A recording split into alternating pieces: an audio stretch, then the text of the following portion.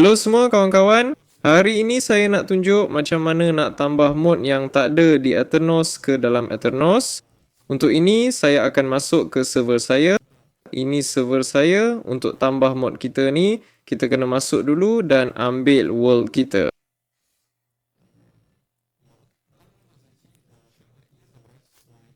Tulis run kat sini. Buka app data di sini dan kita kena ambil world dari Minecraft. Ini ada dalam Minecraft kita dan kat sini dalam saves. Ini kita upload ke desktop ya. Klik sini dan upload.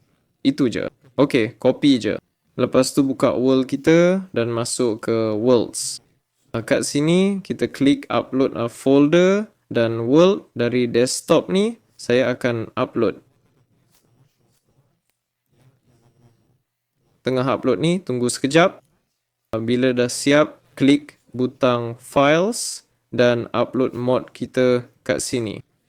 Klik upload dan pilih files kat sini. Lepas tu upload mod kita. Dah siap, like, subscribe channel ni. Jumpa lagi semua.